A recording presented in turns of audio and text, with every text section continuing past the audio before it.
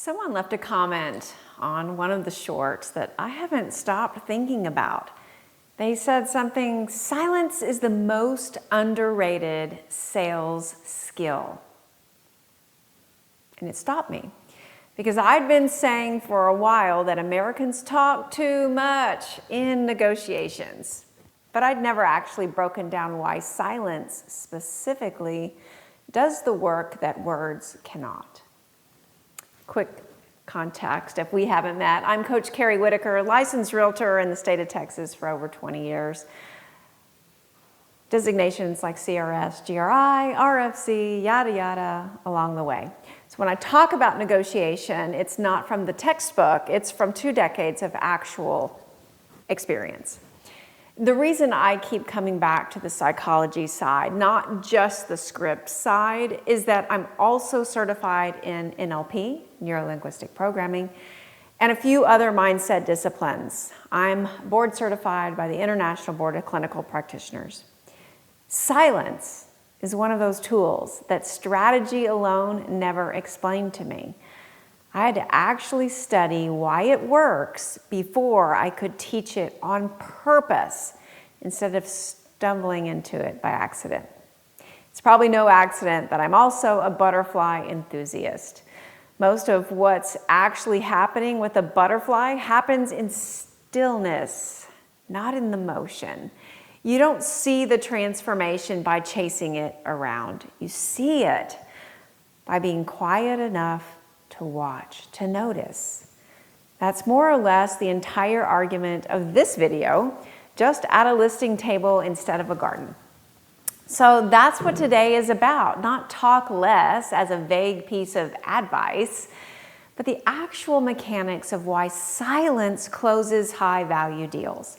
What's happening in that uncomfortable gap when nobody's talking, and exactly how to use it on purpose instead of white-knuckling it through the discomfort of the awkward silence.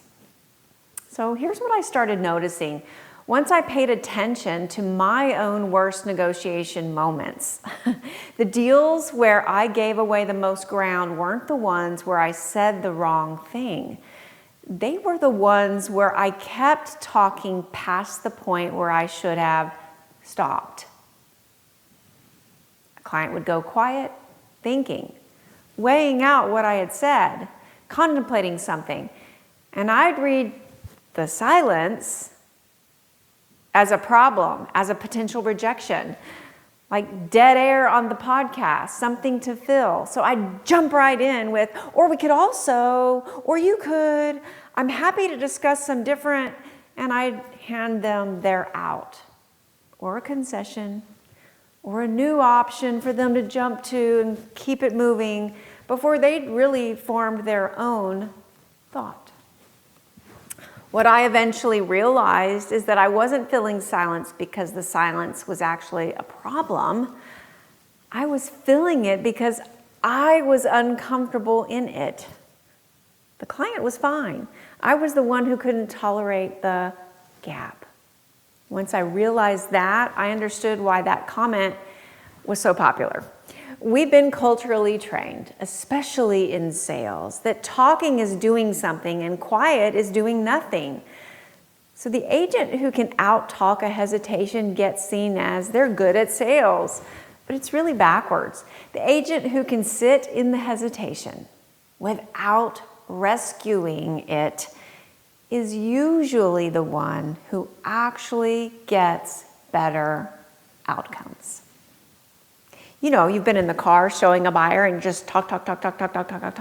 They can't even contemplate and think through their experience.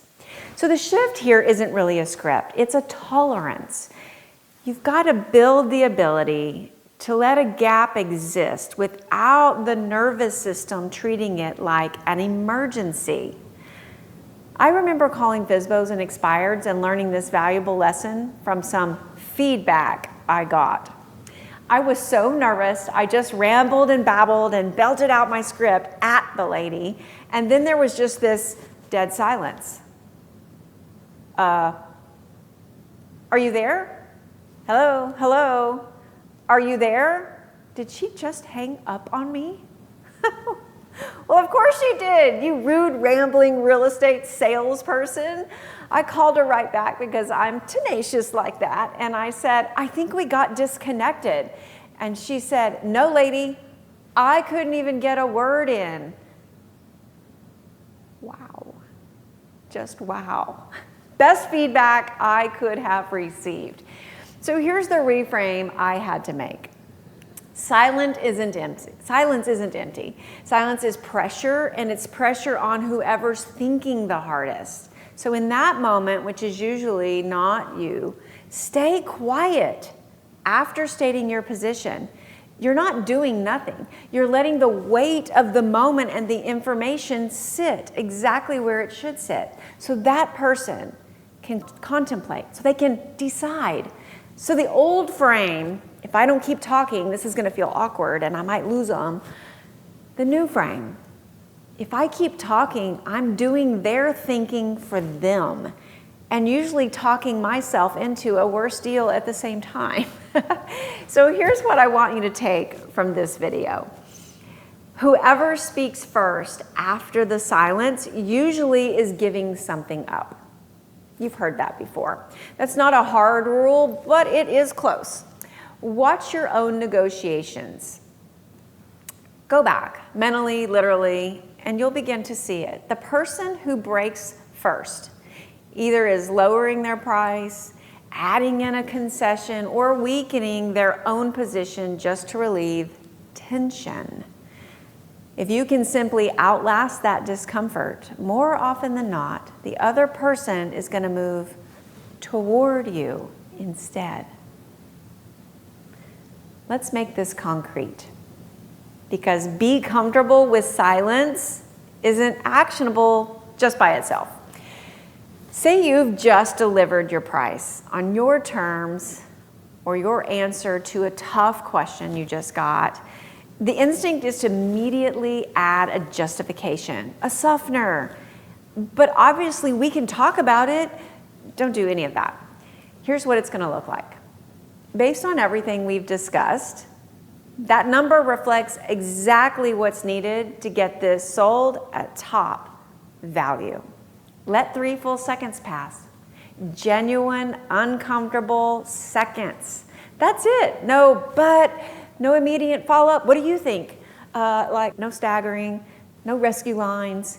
Let it sit until they respond. If they push back after that silence, now you're in an actual negotiation, responding to something real instead of negotiating against the ghost objection that you've invented in the scenario. The same applies in listing presentations. Ask a real question. What's most important to you about how this sells? Stop. Let the pause stretch past where it feels natural. People will often answer the question more honestly the second they have time to think, process, contemplate, then speak. After the silence has done its work, you need to remember you want this feedback. It's uncomfortable in practice. I'm not going to pretend it's not. And it's a trainable skill, not a personality trait that you got. It's one of the clearest differences I've seen between agents who are closing consistently at their full value and agents who negotiate against themselves before it's even necessary. Here's the simple version. The next time you feel that urge to fill a quiet moment in a negotiation, count to 3 before you speak. Just 3 seconds.